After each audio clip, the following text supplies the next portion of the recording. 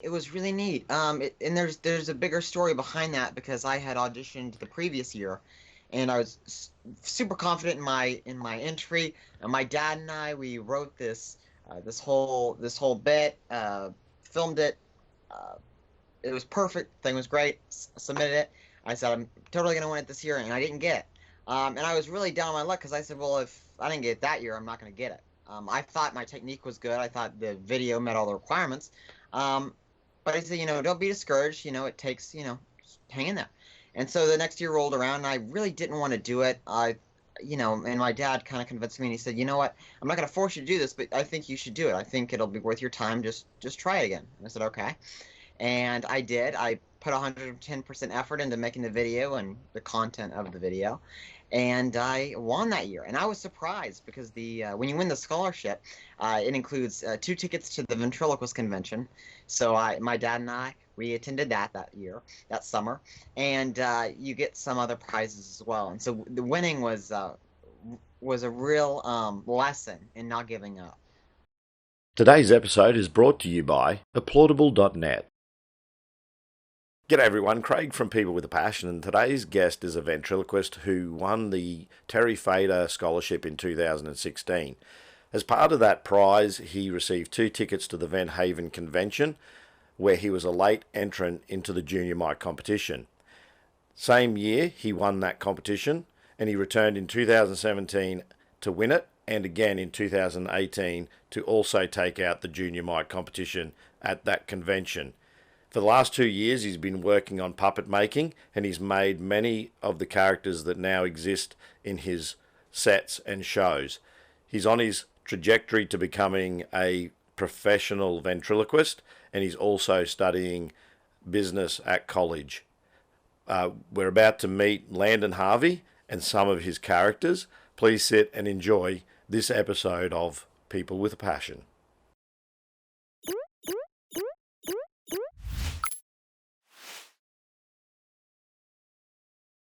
Going to start. I normally take my guests back to when they were a child, which for you, you're 19 years old, so it's not going to be too Yeah. too far back. Not too much of a journey back. So I started when I was 6 years old. I was super introverted as a kid. I still am a kid. I'm 19. But more so back then. And my dad goes on trips for his work, and he brought back a pirate puppet when I was 6 years old. I put on that puppet and gave it a voice, and I later named it Chips Ahoy. And I would do little shows for my classmates. I really enjoyed the attention I was getting because it was on the puppet, but I could also kind of make jokes, and it was a neat thing that I was new to, I guess. So I toyed with that. I took Chips Ahoy, and I would do more bits for my friends.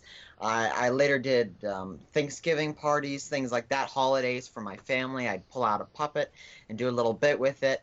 And when I started, it was more about being technically polished, so being able to say certain words and as well as keep the puppet alive.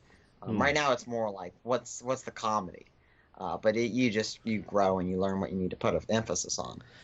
So, talking a little bit about the techniques there, I think a lot of people have tried ventriloquism in the sense of just how to play with it themselves, trying to say things without moving their lips. I know as a kid, I had a crack at just, not with a puppet, just trying it. And there are some letters that are hard to actually pronounce without moving the lips. So, how do you practice to try and achieve those harder, more difficult enunciations? Yeah, yeah, it's exactly what you say. It's practice. There's certain ways that they teach you in books and courses where you can substitute certain letters for other letters that sound similar to them. So versus saying Peter Piper, you'd say Dieter Diaper, but you'd say it like you'd think Peter Piper when you say it, and through that repetition and that practice, it comes through very well, and it sounds like Peter Piper. I did that for a while, and then I kind of found my own way of doing it, where it's just tongue positioning in your mouth and the way that you take in air before you say a certain word. Um, and that's been a big thing in my TikToks, and I want to make sure that I can say any word I possibly, you know, I need for a joke or whatever. That way, I don't have to be limited by what I can say. So it's really it's a lot of practice. I've been practicing for 13 years. Hmm. I've been doing ventriloquism professionally for audiences for the past two. So I've had a lot of practice in comparison to, at the point where I thought that I was worthy of being paid for my craft. I saw that there are videos up of you when you were younger on YouTube, which I might share some snippets of those that your dad's taken from audiences and things at your Yes. school and things like that. Uh, Which how do you approach, like, one of the greatest fears people have is getting in front of other people in an audience.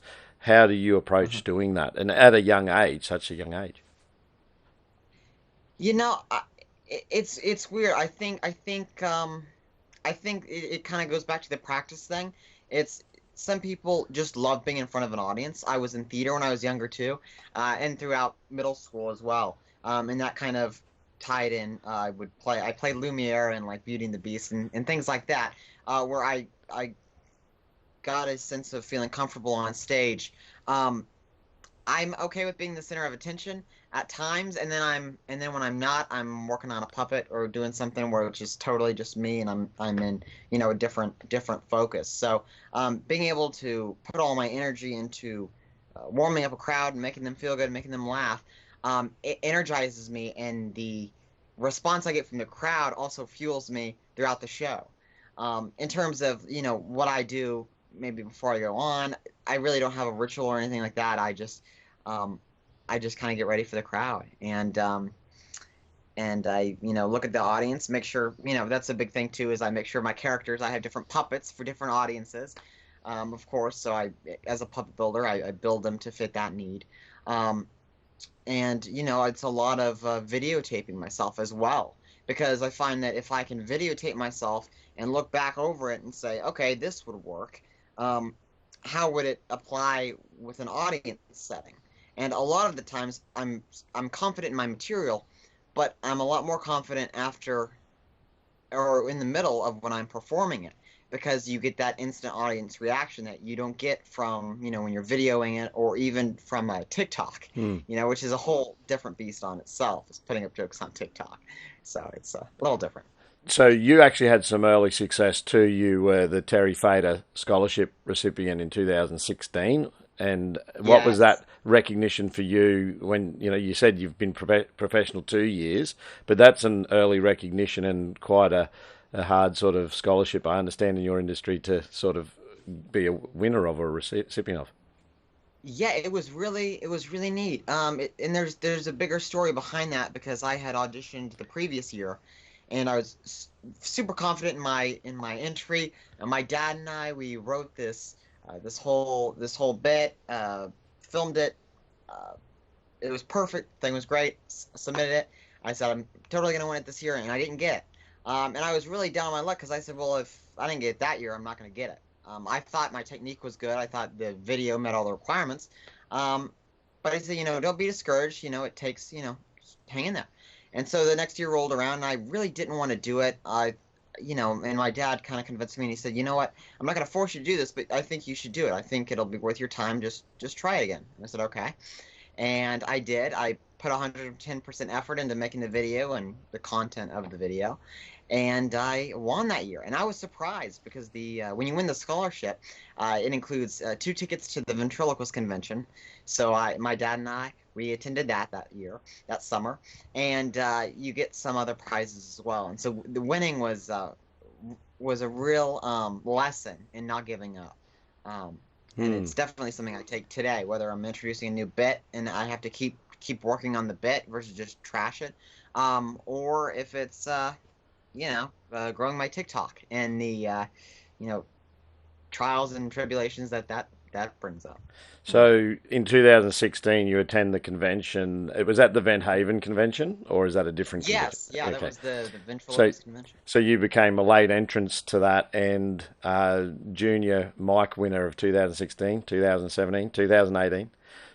I So, did, yes. so you the scholarship got the foot in the door at the convention, and then you competed and had judges judge your performance and peers in front of peers and enthusiasts.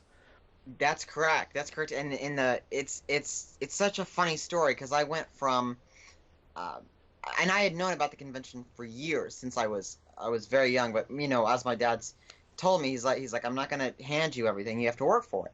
And I have. And so from winning the Terry Fator Scholarship, I went to the convention that year, and I really wanted to perform. They have a junior mic competition, and they have just a general open mic. And so my dad and I walked up to Bob Rumba, who runs the general open mic, and we're trying to get a slot where I could perform. And he said, well, you don't want to be on my show. I just heckle you, and then you do your bit and you go off. And he said that jokingly, but he said, let me see if I can get you on the junior show. So I ended up being the very last kid on the junior show. They introduced me as being the scholarship winner for the Terry Fator Scholarship. And I went up there, did my bit with Scooter. That was the first bit I ever did on stage, which is also on YouTube. The first one, which I did for my for a choir concert. It was like an intermission during a choir concert, and I was asked to fill like 6 minutes. You know, I actually have another idea. Really, another one? Yes, another one. I was thinking that we could sing a song together. Really? What song? Well, it has to be a classic, something everyone knows, right? So I was thinking, row, row, row your boat. Huh? You know, we sing row, row, row your boat. Are you serious? What? Right here at the annual 30th anniversary of the Ventriloquist.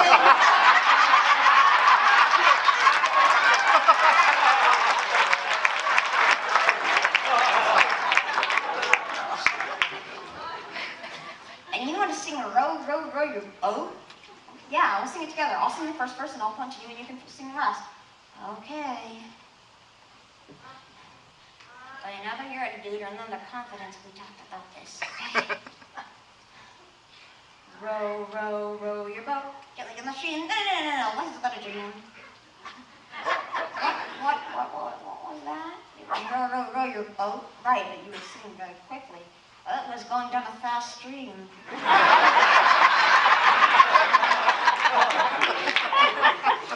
Down a waterfall. A waterfall. Oh, wait, you said it's going down a waterfall? Yeah. Oh, like Niagara Falls? I guess. Or like the Amazon, rocky cliffs and a jungle all about movements and vines. And where are you going with this? Come back home, Tarzan. Sorry, sort of got a little carried away there. Yeah, you did. Like the waterfall. Swoosh. Look, there you are. And I did that bit, and they really enjoyed it, and I won that year, and so I did it for the next 2 years, and I won at first place, and so it's been a lot of fun, and I don't think anyone else has done that except for, which I found out recently, Jeff Dunham is the only other one who's ever done that, and he did that when he was a teenager in the junior competition. Okay, so that's pretty good. So that's sort of people in your industry are feeling you're on a trajectory to have a future in it. Yeah. So let's talk about the industry and the mentorship that you've gained. Obviously, the convention's a good place to interact with other ventriloquists, and we will hopefully. Is Scooter with you today? Do you have him there, or is he around? Scooter is actually away. But I do have some other characters. We'll meet some of those characters now. Okay, awesome. You've gone into puppet making too, so we'll talk about that a little bit later too. So you're really loving this and making a career out of it. That's why I actually, approached you for people with a passion, because one of the things I like to see is where people turn their child's play into their work at a later life. So you're a great example of that happening, and you see it in sport and things like that where people pursue what they love, or dance or music and things. Ventriloquism's not as common as those things. It's not what I think a lot of people are thinking at a young age. I love that. I potentially want to do that as a career, I imagine.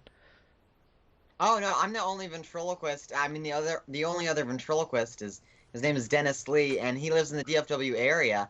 But he's an adult and he's a professional. I'm a professional, but I'm a kid and it's different, and so I'm still learning. But yeah, ventriloquism is not a an ordinary thing. I think I did soccer when I was younger, but it's my calling. I feel like it's my calling, and I'm doing everything I can to pursue it. So you mentioned that ventriloquist in your area. Who are some of the mentors now that have come into your life through those conferences and conventions and things? that are helping you Sure. master the craft? Sure. So in my senior year of high school, I was in a program. It was a class called ISM, and it stood for Independent Study and Mentorship. And in that program, you had a mentor, and you followed with your mentor throughout that block of a year. And you had a presentation at the end that kind of summarized what you learned that year. And you had kids that were, their mentors were doctors or psychologists. And then over here, you had this puppet boy, which is why they let me in, because they wanted to see, okay, this will be interesting. Let's see what the puppet kid's gonna do. So I reached out to the man who inspired me to be a ventriloquist in the first place. His name's Dennis Lee. It's Dennis Lee Productions, and he is a family and children's ventriloquist. And he does church shows and school shows and fairs and things like that around the DFW and outside the DFW area. And I had seen him perform when I was 5 years old at my elementary school.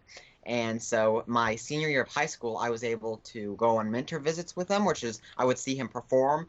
I talked to him and I learned about the importance of like set design. He's got a really great set every year, and he has a different show, as well as keeping things fresh within his show. He's taught me a lot about what it takes, understanding your market, and also understanding your journey. So you talk about Dennis Lee as being a mentor, and you said he works in the space of families, churches, and community fairs and things like that. Yes. You've started on that path too, and I've noticed that you're doing similar sort of things. You block parties, and you're doing nursing homes as well. I've seen your things. Some of your puppets, which I don't know who you're going to introduce us to character-wise today, whether you're going to introduce us to Mervyn, but you've got a couple of puppets that are, let's just say, more senior citizens, and they're ones you've created. What has inspired those puppets, and why the veterans' homes? Yeah, that's a great question. Mervyn, which he's here. Would you like to meet him? Yeah, just give us an introduction. Okay, sure. So Mervyn, I created him. He's the first puppet I ever built, and he was big enough to where he would fit on one of those senior scooters. And I did a video with him, and I was trying to sell him. He was a very crude puppet. There was no chance I was going to sell him. And of course, no one bought him. But I kept the idea of that puppet, and I thought that's a really funny idea. And I went through a few different versions of the puppet, rebuilding it as I learned puppet building and better techniques to make it look better. And I thought, okay, well, what is this character going to be? And so my dad and we started writing jokes back and forth about what Mervyn was. I've seen other ventriloquists like Jeff Dunham. He is an older character, Walter. But I wanted to stay away from the curmudgeon, kind of angry, kind of old man type, which is so typical. After Jeff did it, a lot of people copied that type of style. So I wanted to be my own and kind of do something different. So I thought, what if he was an old man, but he was like more like a ladies' man?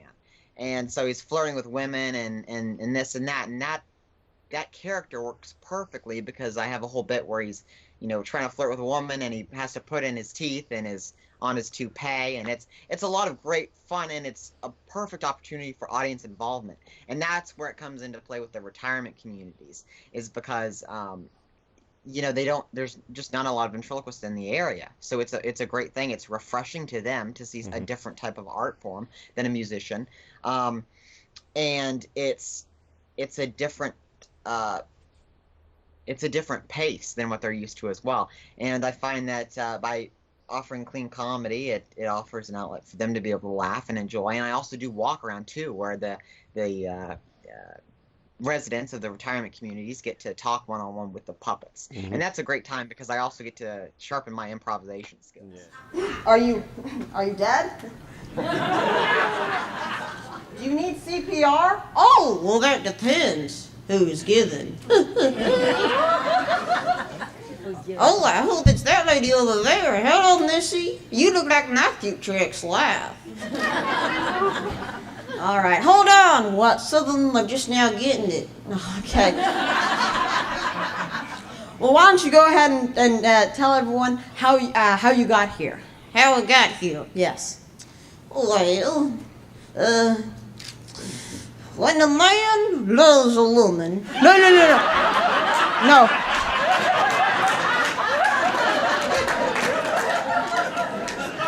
I mean how you got here at the The Van Haven convention. Oh, I don't know. Did I lose a bet? No. No, you're not even the gambling type, Mervyn. Well, I'm up here with you, aren't I? Tell everyone what you told me before we came on stage, why you're here. Oh, you know that sketchy retirement center I go to? Shady folks? Yeah. Well, I'm practicing for their talent show. Oh, that's great. What's it called? Date night. Date night? Yeah. Mervyn, how's that a talent show? Or Landon, when you're as old as I am, yeah, getting a date is a talent. I see. Yeah, sure. So I noticed in some of the videos I've seen of you at work, your improv skills are quite good and make for some very funny moments. Do you want to introduce us there to Mervyn? Is he Sure. on hand, So, literally? please let me welcome a local retirement home resident and self-claimed ladies' man, Mervyn Young. All right, come on out. Oh my gosh, I was taking a bath. No. Yes. You got all your clothes on. Well, I was going through a slim. All right, introduce yourself. My name is Mervyn. Mervyn Young. Yay! Hey, hey. Yeah, Where so are we? We're, we're on an interview. Oh, cool. Yeah. Hey, hey. Mervyn, I understand you're a little bit of a ladies' man there, mate, yeah? Well, I don't like to classify myself as a ladies' man. Yes, you do. Hush. All right. But, I will not deny the ladies what they want. Hey, So, I'm nice like that. Sure. so what are some of the challenges of creating the character? And obviously Mervyn's probably doesn't see himself as a character right now. He's probably alive Sure. and probably insulted by the sense that he's a puppet. Well, we like to use the term mannequin and larrikin. Right. Yeah, it's interesting. I create a character profile, which is basically a bunch of questions that you ask yourself that determine the character. It helps you figure out who the character is. And then some of that character profile bleeds into the actual bit and the show. He does? Sure. Like how how you're a ladies' man. Yeah. And how you're a retiree. Uh-huh. And we actually wrote a new bit where it talks more about his retirement home, Yeah. which is Shady folks. Shady Folks. Yeah. Retirement home. And that's his sketchy retirement home. Yeah. Mhm. And we go into that and what makes it sketchy. Yeah. I like it, though. It's great. So the process of interacting with the puppet, do you ever get that wrong where you're saying something and he's saying something? And have you ever mixed it up and Well, sometimes it gets tongue-tied. Sometimes I have so much in my mind just of what I need to have him say. Like if I'm doing a TikTok and I didn't write what I need to say down, we'll go back and forth, and sometimes I'll get tongue-tied and he'll just look at me and I like to look at it in the disapproval. yeah, okay. Because you don't know what I'm saying. Yeah.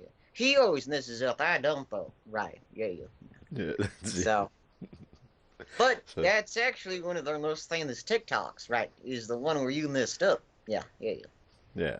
So you talked about him having teeth and things and other props that I've noticed with some of Sure. your puppets that one of your female puppets has a patch over the eye and occasionally loses an eyeball and he loses teeth. So when he puts his teeth in, or has put his teeth in the past.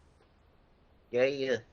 Yeah, that's Patty. Yeah. Yeah, Patty is a character that is the more of my an adult character as well. She's an older lady than Mervyn. Yeah. Yeah, and she actually originated from a joke that is in the act with Mervyn where he talks about Patty as this other lady that lives with him in the retirement center. Okay. Shady folks, right? Yeah. Where life meets death. Okay. It's the slogan. That is the slogan. It's a good slogan. But yeah. So I like to add little tricks into my puppets since I'm a puppet builder. Of course, Mervyn's got the eyebrows here. Yeah. And I built this Mervyn and I built Patty. And she's got an eye patch and an eye that falls out, and it's a false eye. Yeah. And there's just a bunch of gags that I like to build into my puppets because it makes them more fun. And anytime I can add, a lot of the gags are for audience reaction. So Mervyn never has teeth, no, but I actually bring out the teeth and the toupee as a means of helping him get the ladies. Does it work out? Not really, no. But and I think the first version I did of that is on YouTube somewhere. At the Ventriloquist convention, yeah, with the older version of me. Right, it was with the older version of Mervyn. We don't talk about him. No, he's off somewhere else. He's in a better place. He's not dead. He's in Florida. Okay. Did you sell him on to someone? Is someone using him, or no? What happened with him? Recycle? I haven't. Yes. Yeah, it's funny. I took the last design and I modified it. I made them a little lighter and made some improvements, and then I just put the old one on a shelf. The old version is on a shelf somewhere, right? Right. So, how do you come up with when you're making a puppet? They've got mannerisms, and you've got to give them some character. So, is that trial and error, or are you actually in the process of building? Are you considering how they move and what? Like you've given him some floating eyebrows there to give him the ability to. Yeah, to move. So what are your thoughts when you're creating those? Sure. So whether I'm creating a puppet for myself or for a client, ooh, la-di-da. All right. I like to make sure that I have a few adjectives that describe the character. I wanted Mervyn to look old, but where he could also have multiple expressions, which is why I gave him the eyebrows, because he can start out in the bit where he's asleep and then progress from there. With Jackie, who is here as well. He's my Jackalope character. He's a new character, and he originated from a voice that I found out I could do. And I wanted a puppet that would match that voice. And I was talking to one of my friends, and he said, "Well, what about a jackalope? I've never seen that done as a ventriloquist." So it kind of varies. But I would say typically I'll take a few adjectives that most fit a puppet. And I'll take those adjectives and then draw out a few ideas, pick the one that works best for me, or send them to the client. The client will pick out the best one they like, and then I'll go from there. And usually the voice is also considered within the first stages before I build a puppet. Mm-hmm. And so how long have you been doing the puppet building, and how did that come about? Mervyn, wait, where are you now? We're doing an interview. Yeah. I've just been asked a question. Oh, okay. So what I'm going to do is off again. Just sit right here. Okay. I'm sorry. What was your question? I was asking, when did the process of building puppets start for you, and how long have you been doing it? Oh, sure. So I started building puppets in 2017, and I've always had an artistic sense. I like to sculpt. I like to draw and color, but I've never really taken a proper art class.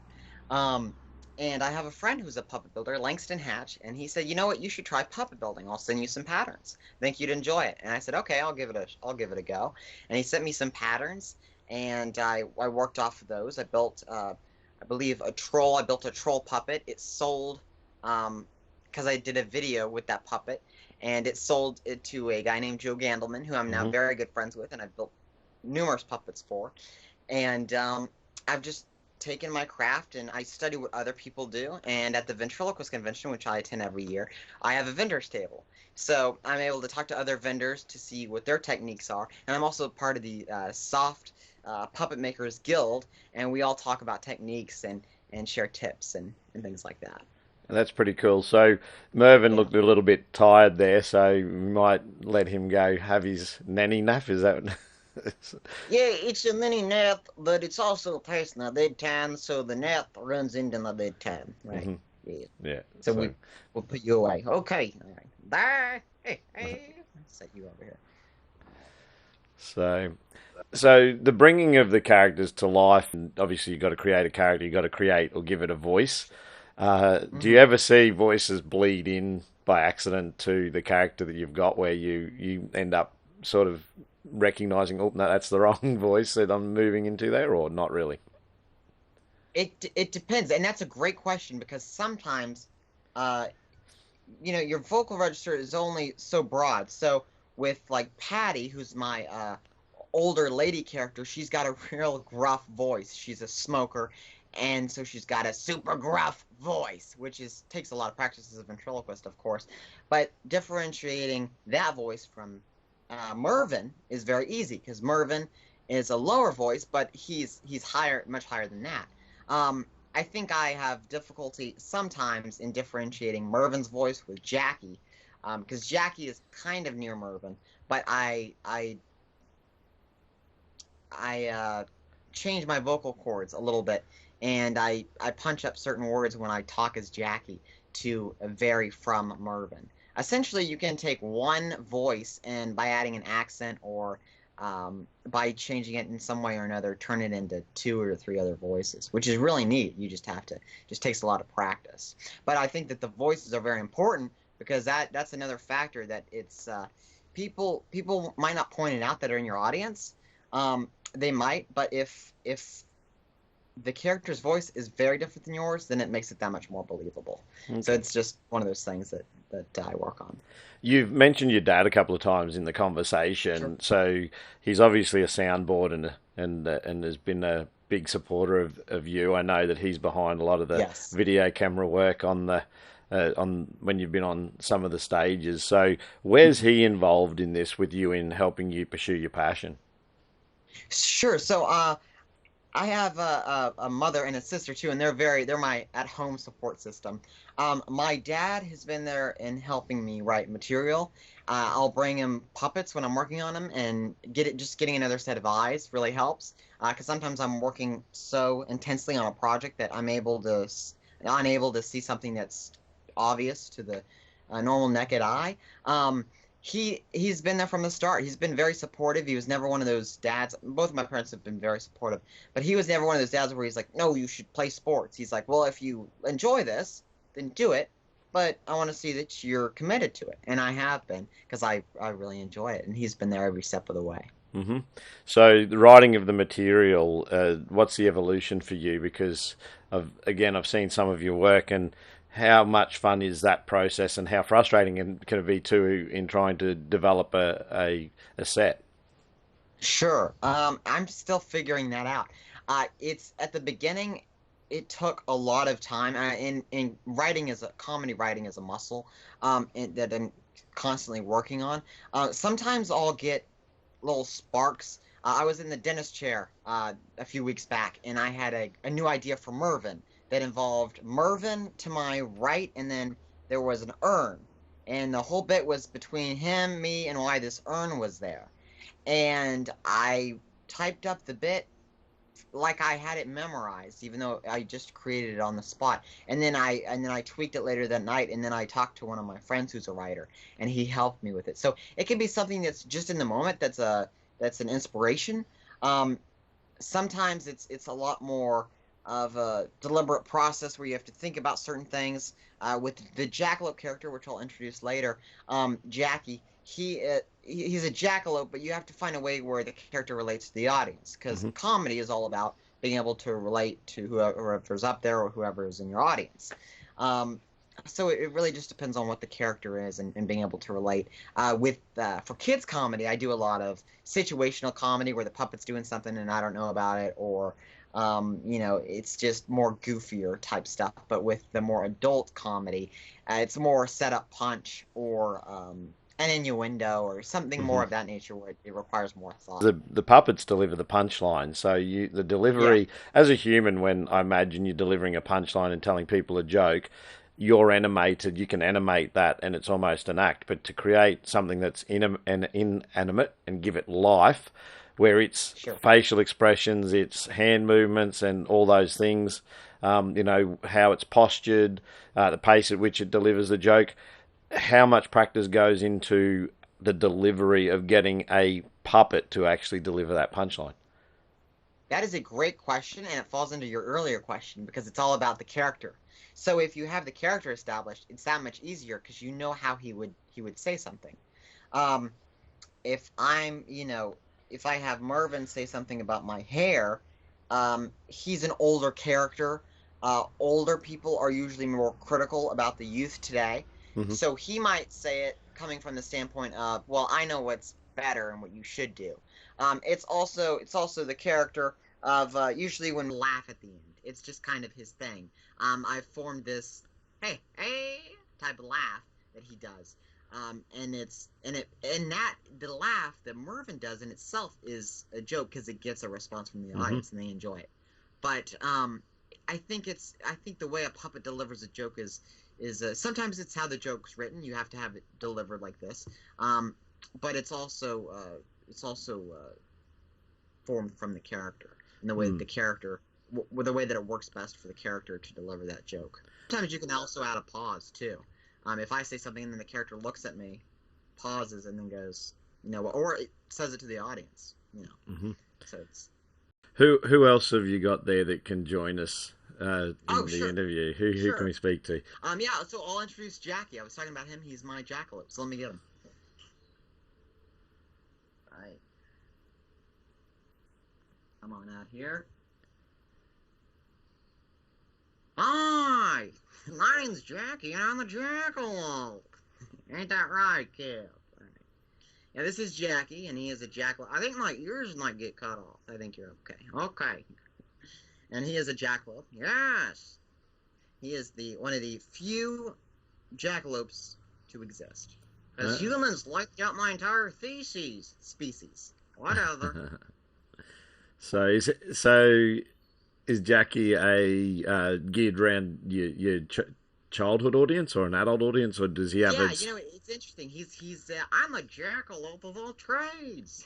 Yeah, he works for kids. I do him in my Boy Scout show. I have a Boy Scout show I do, and I also am gearing to use him for adults.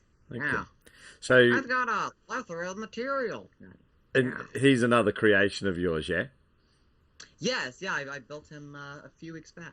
Mm-hmm. So now he's a new character and you're developing him for a show. When you're creating him, are you thinking about the show as well already? Are you, as you're creating and putting him together, are you thinking about possibilities? Yeah, definitely. And that's why I created my main show that I do for retirement communities, and I even do for families, is called Landon Harvey's One-Man Variety Show. Really? That's fun. Thank you. Yeah. And that variety show is an amalgamation of a bunch of puppets that do not belong together, but somehow are. Oh, so it's variety. Right. Yeah. And Jackie here, yes, is my joke-telling jackalope. Right. Yeah. So we have a few jokes that he tells, and I introduce him as a jackalope, and we kind of go into that. Of course, the bit's still new, but it's a lot of fun. No worries. I don't think you built me a brain yet. We're working on that. Yeah. Mostly just stuffing. Yeah. That's why I'm so lightheaded. Yeah, okay. Yeah. So when you're creating your characters, obviously you're putting your hand inside them and controlling aspects. There's controls in there. How, like, you've got a number of puppets, and you had Scooter, who I believe is one you purchased. So what's the difference? And you've got... the only one I didn't build. Yeah. So we might talk about him, because I can throw back to some of the footage of you using him in your shows. Why have you chosen this form of soft puppet? Is it make life easy to actually use these, or is it actually harder to use them? Something happens to them, it's easy to fix. I've got a whole workshop here at home. They're so different from the typical hard figure. I still use Scooter in my show because it's just a different feel in the audience. It's more realistic because it's got a bunch of different movements, as you've probably seen in the video. Scooter can blink and do a bunch of these other things. But what I like about a puppet like this is because they're made of foam, you can do a lot more. I can? Sure. I can fly. No, you can't fly. Come on. Ta-da! Now come on back down. But he's a lot lighter than a Scooter is, so you can... he's great if you do walk around, because kids can hug him, or they can, high-five him. You can do a lot more of physical comedy. Jeff Dunham's Peanut, he has Peanut fly off of his arm during the show, and you couldn't do that with a hard figure. So there's limitations to each puppet, but the reason why I use mostly soft puppets is because I can add little mechanisms, like on Mervyn's eyebrows. That's a movement. I can add that. It'll make him look more alive, but then I also have him as a soft puppet, and so I'm less worried about, having him break. Patty, my older lady character, she's got a lip sneer. So I add these little hard figure mechanics into a soft puppet, so I don't have to worry as much about that breaking. Hmm. Right. Yeah. So I think a lot of people grow up with puppets like the Muppet Show and Sesame Street and things like that. And there is an affinity that there's a lot of people scared of clowns, but I don't know too many people are scared of puppets or puppetry. But do you find that when you're engaging with younger kids that you become invisible to them and the puppet becomes real? It's with all audiences I become invisible, but that's good because that means that you're doing your job. Yeah, you're mostly invisible your entire existence. Well, yeah, but it means that that the puppet is alive and that the character is strong enough to have a conversation with someone. And that's a lot of fun, and that's important with eye focus too, because as Jackie stares at you, you want to make sure that I'm talking to you and I'm looking at you, right? Yeah. So yeah, I get wrapped up into it too, especially with kids, because you talk to kids differently. You don't talk down to them, but you have a way that you talk to kids that differs from when you talk to adults. So that's what I love about doing different shows for different audiences. Do you ever find, particularly when you're walking around and you're in improv, mode, I guess, you finish your set, that you get a flow on with the character and yourself, do you ever take material that's come out of improv and say that might work in a set? Yes, that does happen. I don't have a lot of established pieces. I have a few, and from that I've sparked things have come from that material. Patty came from a bit I did with Mervyn that went well, and I thought, well, what if I actually showed the character at the end? That's how she was created and why she was created. Wow, yeah. And but I have done improvisation. I have Mervyn call out a lady from the audience. He's down there. Yeah. Is he dead? No, he's asleep. Oh, okay. And he calls a lady from the audience, and he does a little back and forth kind of chat with her, and that kind of stemmed from improvisation. And then I thought, you know what, that's a great thing. I should have him do that every show, and then have him bring her up. And so that's what I've started doing. So definitely, there's a lot of improvisation in my show that just kind of comes from improvisation. Right. Who else have you got there that you might be able to share with? You got anyone else, any other characters today? What is it, talking jackal? Not enough? Yes, Jeez, yes, but people so desensitized to television. I've got another character if you want to see him. Yeah, I'm conscious of the Jackalope's time, so. Oh, okay. Yeah. Whatever. I'll set you down, Jackie. Okay. Hold me over there. All right, I'll set you up here. So how many puppets does a ventriloquist actually have in their act? And I've noticed with a lot of ventriloquists, they tend to just master a handful of puppets. You see them, they not once they've got a handful of puppets, they tend to create new material for them as opposed to go constantly grabbing new characters. Sure. Yeah, that's exactly right. You nailed it. It honestly, it kind of goes back to, it depends on the ventriloquist. I like to say it depends on how good of a ventriloquist you are, because typically people are always on to the next puppet. Oh, what's my next puppet going to be? And they don't focus on their technique or the character. And that's when you see a ventriloquist and you're like, oh, well, they weren't that good. That's because they have a bunch of puppets, but the puppets are not characters. A character is something that you breathe life into through performing it. I've got multiple characters. Jeff Dunham has, I think, around like 8 or something like that. He's got like 4 that he mainly uses. Terry Fator has got a bunch, but he also does impressions. So he has like probably 5 main characters that are like true to his show, and then he's got other characters that are puppets based off of celebrities. So that's a totally different thing. Is he the one that has like Elton John and people like that? Yes. Yeah. So yes, I've seen he's got an Elton John character and Willie Nelson and Sammy Davis Jr., and he's got a bunch of celebrity puppets. So his voice work and voice technique would be probably interesting to see, because I guess he has to try and breathe some of the sounds that those stars would actually have into life. So you're adding another layer of complexity as a ventriloquist when you're trying to mimic potential stars, and not only as a puppet some of their mannerisms, but also people are probably going to want to hear a little bit of their voice in there. Sure, that's exactly it.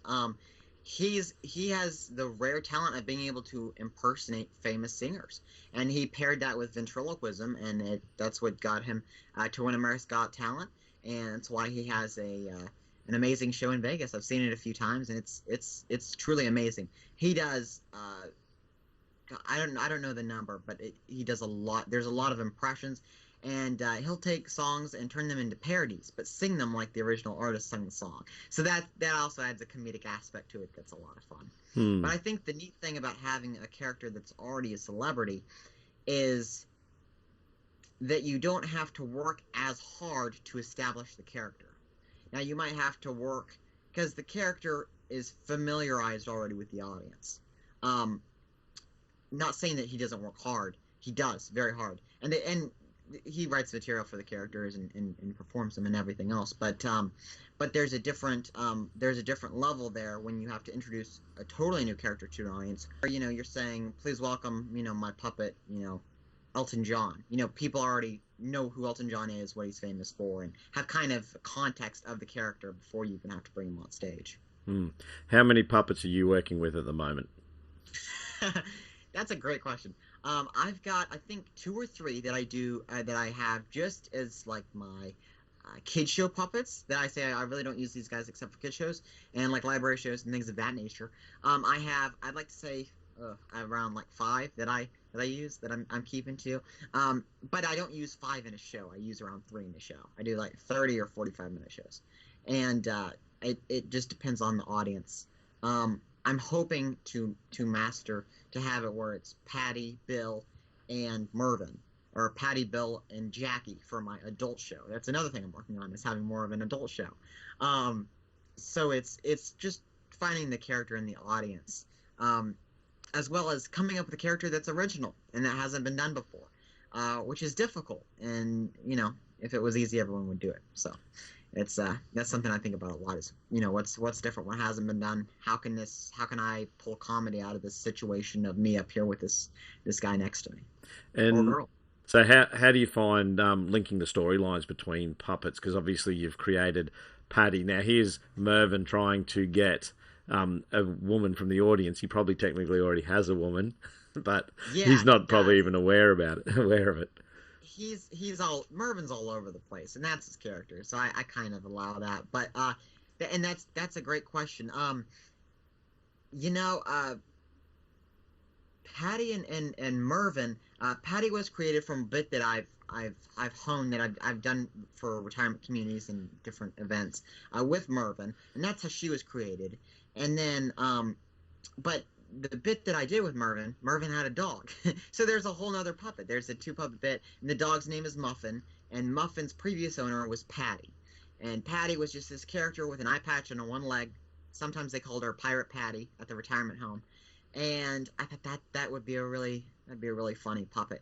And the gears in my head were turning, and I told myself, you really shouldn't build this. You don't have enough time to flesh it out. And I said, well, I'll worry about the details later. I'm going to build the puppet. And I built the puppet, and it was exactly like how I drew it and how I imagined it. But she had to be older than Mervyn, because I wanted there to be some type of variance in their age. That way they didn't look like a TV show couple or something like that, because they're not a couple. But they've dated in the past, and they've got their own backstory. And then all the other puppets really don't have any reason to be there. I kind of approach it more like, I'm the master of this variety show. Look what I've collected. I just found this jackalope. Please welcome that. I introduce him as this mysterious creature from beyond. And each time I try to further in showing how mysterious he is, I say he's a very fierce creature from the wild, and he goes, yeah, till I break a nail. So it's, things like that. But, and then Bill, of course, who's my zombie character. I watch a lot of cartoons. My friend Bob Rumba watches a lot of cartoons, which inspired me too, because you come up with ideas for characters and way that things are presented that you just don't see in everyday life. So that inspires me as well. I was going to say that's an interesting inspiration, is to watch cartoons, but I guess it does make sense, because cartoons, again, fictional characters created from a concept as opposed to reality, sometimes inspired by reality and real people. but the Sure. storylines and they are there to normally bring a smile to people's faces, or tell a Yeah. story, but again, create a creative type of storytelling. So to hear you say that wouldn't be something I'd normally consider. But can we meet Patty perhaps and have a chat Patty, with yeah. Patty? She's over here. She was napping, of course, before Marvin said, so let me go get her. Please let me welcome Patty. All right. I was asleep. Yeah. Who is that hunk of manly right there? How you doing, hon? Can she actually Patty, see me? what? She's got a patch on her eye. So I can see this isn't an eye patch. It's a sleeping mask for my lazy eye. I still have one good eye. And I looking at you. You are okay. Good. I was going to say, if she thinks I'm a bit of a hunk, then she's got eyesight problems. But anyway, so that's all good. Well, it's 50-50. But... What do you look for in a man? I'll pulse. Okay. Yeah, she's got a lot of work to her there. Well, I'm older, but yeah. So you said you create a character and you draw them first. So what's your drawing skills in the sense of, obviously that's a blueprint and a prototype. How long the process of trying to draw what you're going to create? Because I she don't looked. draw anymore. My arthritis just kicks in. All right, yeah. With Patty, since I kind of already had an idea, it really depends on how well the idea is in my head. Sometimes I'll talk with a client and they'll say, I want this, this, and this, and I'll do a few drawings, and I have an idea from that. With Patty, there were a few things that I wanted her to have. I wanted the hair like this. Of course, she's got one leg that you can't see. Yeah, it's down there. Yeah. Do you have a prosthetic leg? It's on layaway. Okay. Anyway, and of course she has an eye patch. So there were certain features, and also she's also got. If you're familiar with Waylon Flowers, he was popular as a puppeteer and a comedian, and he had a character named Madam, and she has some qualities of Madam in her, which was really cool. And I wanted to kind of translate that as an homage to Waylon, because I'm a big fan of his work as well. Mm-hmm. I can see you're talking about the jawline being misaligned there, that she's got this part of a character where it's intentionally not straight. So Well, hon, listen, you don't age symmetrically. yeah. Life's cruel. Right. Yeah. So how long have you had her as a character in your shows? Like, when did you create her? Oh, that's a good question. When did you? I think I built Patty 5 months ago. Yeah, it was about 5. Yeah. And I actually haven't introduced her into my show yet. She's something that I've only shown on TikTok. Really? Yeah. And because I don't want to introduce her until I feel like she's ready. Mm-hmm. And so I've been doing a few jokes with her on TikTok and things like that, getting her character fleshed out. But she's more of an adult character, and she's not exactly the character that I would use for families or for even retirement homes. Retirement communities, maybe, because they're more of a younger audience, because there's just the age range is broader than a retirement home. But I'm still working on Patty's character, but the look and of course the material all goes into that, and practicing and seeing how she would say certain things. Yeah, no, that's really good. She's got a lot of character too, which in a puppet, you've done a lot of good work there. So you can see the hair and the hat, and you've probably got the ear right. And I think you can certainly see that she's definitely older than Mervyn. So yeah. She is older. And I think that's important, because I didn't want it to look like she was the girl version of Mervyn. I wanted her to be her own thing, and she's my only female character, because it's hard to relate from a comedic aspect to a female character, and so the only reason I have Patty is because she goes with Mervyn, and I don't do them on stage together, but she alludes to Mervyn as Mervyn alludes to her. Yes. You'll never see me on stage with Mervyn, We used to be a couple. That's great. Yeah, but it was It was a summer fling. Oh, yeah. Many years ago. Well, it was last summer. Oh, yeah. I actually had a special announcement. Oh, really? Yes, I have given up vaping. That's very good. Yeah, I found out it's bad for your health. No, I'm very glad you give it. I now only smoke. Okay. Yeah. I saw somewhere where, and I don't know whether it was in one of the videos or on your website, where you entertained your grandparents when you were younger with, and you said family, Yeah. but is that part of your inspiration by any measure to like because you are doing some retirement homes and communities and things? Did you see something with that experience engaging with your grandparents that you revisit or relive when you do and work with older audiences? That's a good question, and I've never really thought about that. Um, they always I have very supportive grandparents as well, and and I did block parties for them in their community as well, and things like that. Um, but they're younger for grandparents, so they're not, I don't know how to say, is it Senile. They're not. They're with it. Right. Yeah. They still have their memory love. Right. Yeah. so sometimes when I do like retirement homes, it's more for like memory care or things like that, where they just like to feel happy, and it's more like, oh well, look, it's something else to look at. And there's this one lady that I've gone, I'll take Mervyn to the retirement home, and she'll ask him the same thing 3 times in a row. Yeah. And so will Mervyn. You can't remember either. So I stopped dating him. Well, you're older for your age. Yeah, but I still have my memory intact. Really? I can't remember. Okay. But yeah, so of course it varies with audience, but there are some aspects. I mean, my grandparents were very supportive, and they enjoyed the ventriloquism as well. They're familiar with Jimmy Nelson. He actually recently passed away, but I got to meet him at the ventriloquist convention, and of course Edgar Bergen, who was before Jimmy Nelson's time.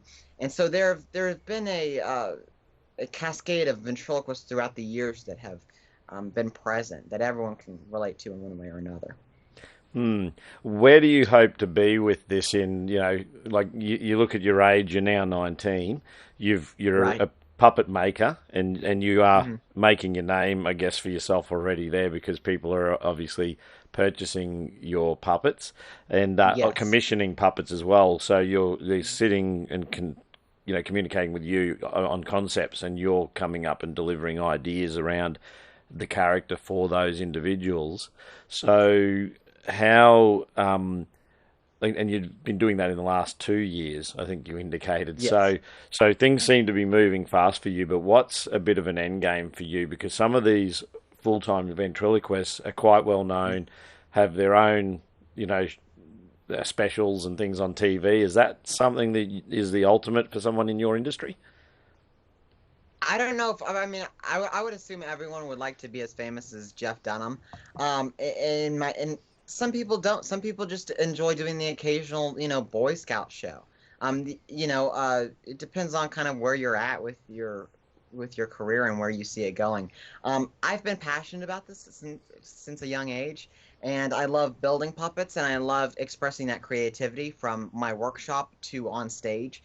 And being able to take an idea and run with it is a powerful thing. And being able to have the audience laugh at something you wrote is a power in itself. And so I would love to be able to have my own show one day. I'd love to be a household name. I'd love to be recognized, and I'd love to be able to mentor the next generation after me, and to see everything that ventriloquism has to offer. I think that as I progress in my career, the way that I'll offer a different perspective to ventriloquism is I'll give it more theatrics. There's a ventriloquist by the name of David Strassman. He does it very well. His show is more like a theater show that happens to include ventriloquism, and I think that's what mine's going to be like, as well. Of course, with my own twists and your own characters, right? Yeah. and with my own characters.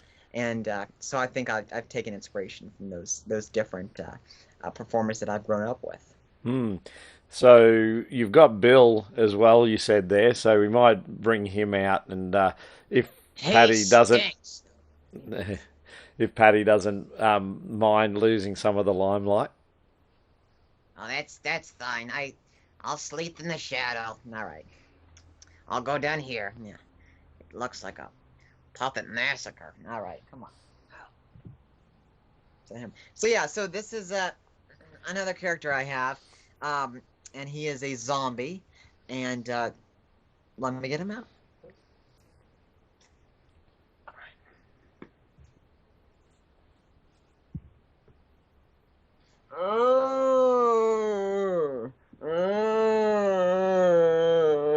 He's doing a zombie groan. No, I'm constipated.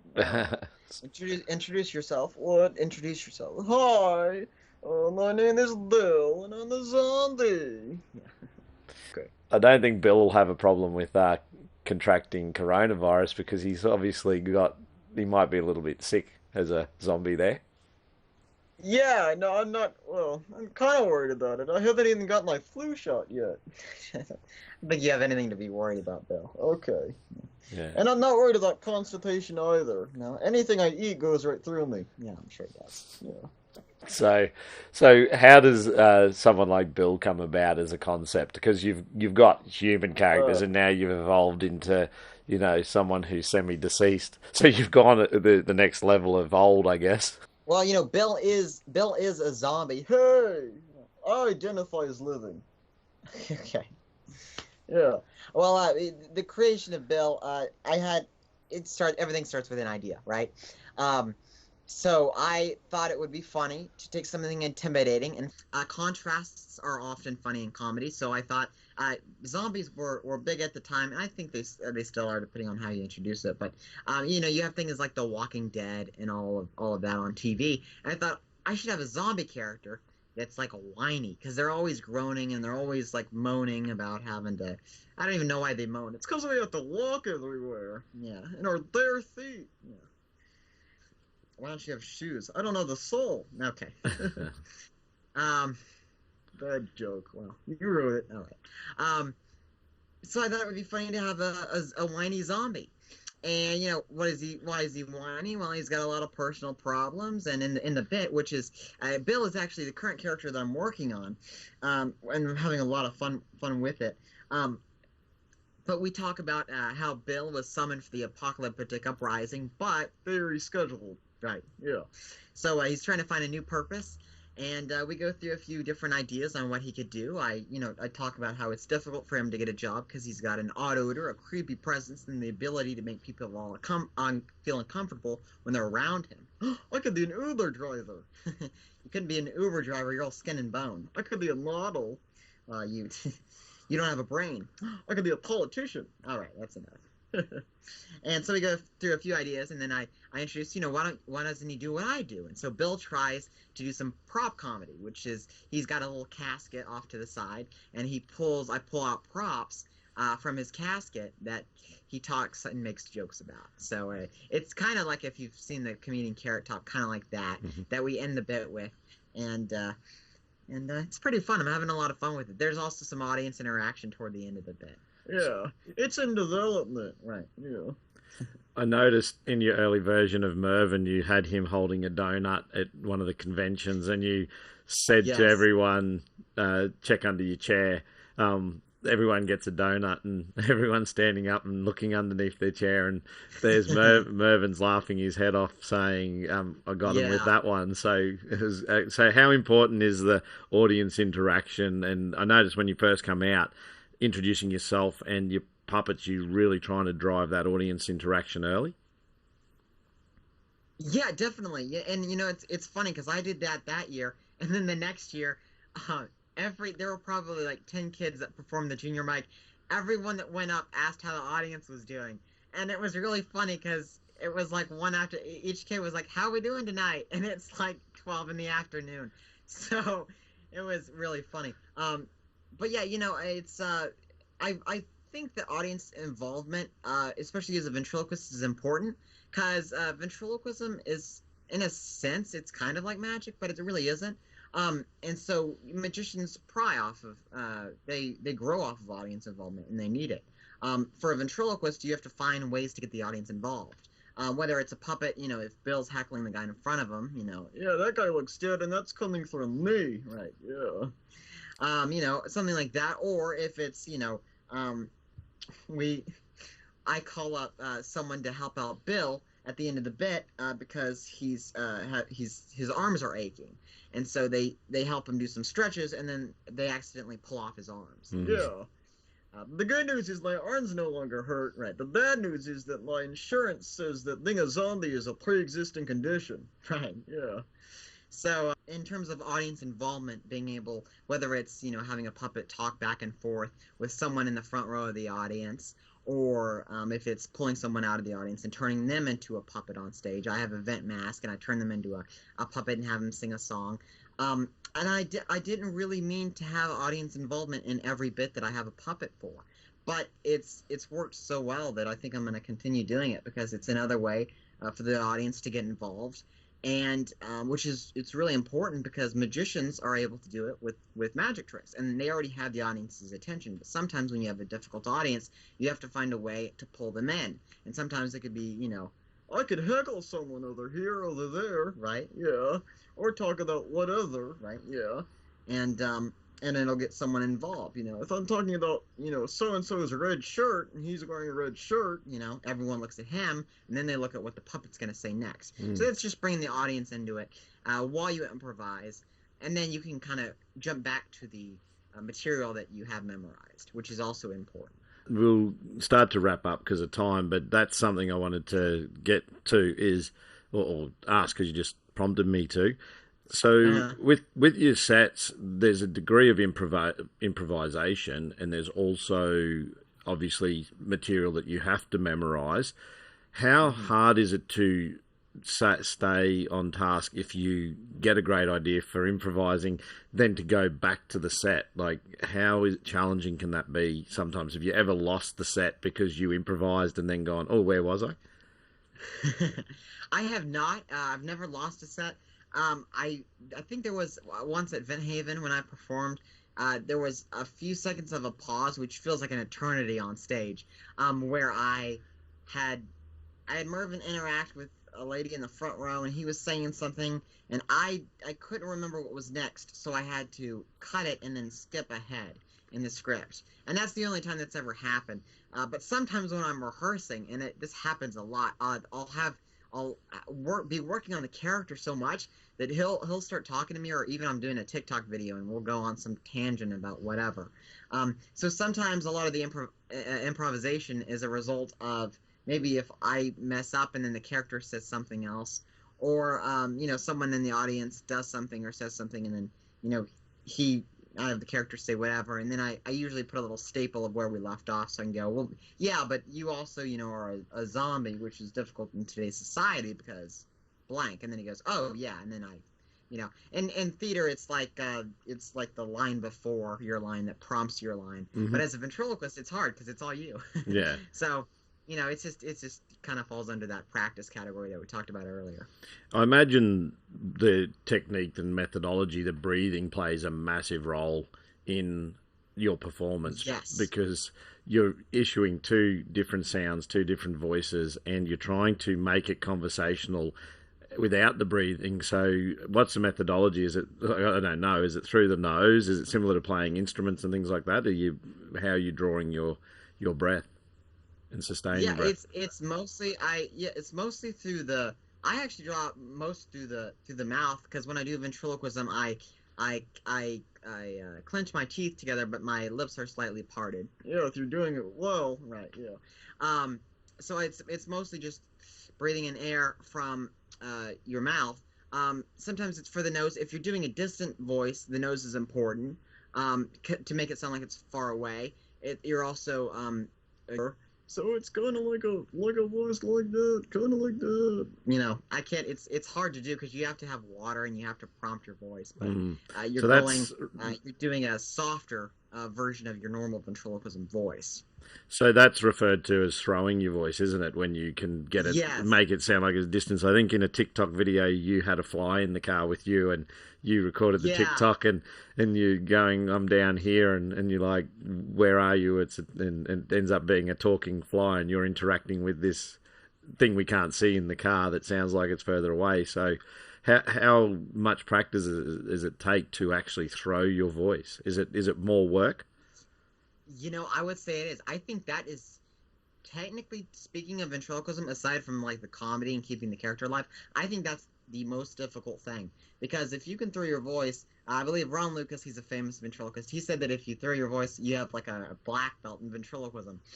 Because what you're doing essentially is you're taking one voice and you're softening it to a degree that it sounds like it's coming from somewhere else. And there have been ventriloquists where they're just not able to do that in the moment, so they have it pre-recorded. So, you know, and everything's already set up, which is fine. But, you know, and I don't do the dissonant voice a lot. It takes practice. I think I had to do that video a few times before I recorded, because to me, it doesn't sound like it's far enough since I'm creating the voice, so I have to watch myself over again and say, okay, that's good. I remember a few years ago, I was called to audition for America's Got Talent. And I walked around in the room, the main room that you see on, you know, when they do their cuts of the show, where you see all the different contestants in there and they're all jamming out and hanging out together. And I went up to someone and I said, I'm a ventriloquist. And they're like, oh, that's cool. And I said, can I see your water bottle? And they go, okay. I go, don't worry, I'm not going to drink it. And I go, you know, this water isn't purified. And they go, what do you mean? And I go, well, do you know what sea monkeys are? And sea monkeys are this little critter that kids used to have, where they would pour this powder in and there would be this little like sea monkey thing that would float around. And I said, those exist within this water. It says purified, but that's a lie. And I'd unscrew the cap and I'd go, hello? Hello? Hello? Hello? Are you okay? No, help me. Okay. And things like that. And then I'd tighten the lid back on. Yeah. Here's your water. And that was a lot of fun, especially because they weren't expecting me to throw my voice. So I think it's definitely a lot of fun when they're not expecting it. And it's even better when when you practice it enough to where it actually sounds like something. Are you doing any of that in your show at this stage, or is it actually you still feel it's something that needs to be mastered? You know, I still feel like it's something that I don't have any distant voice in my show.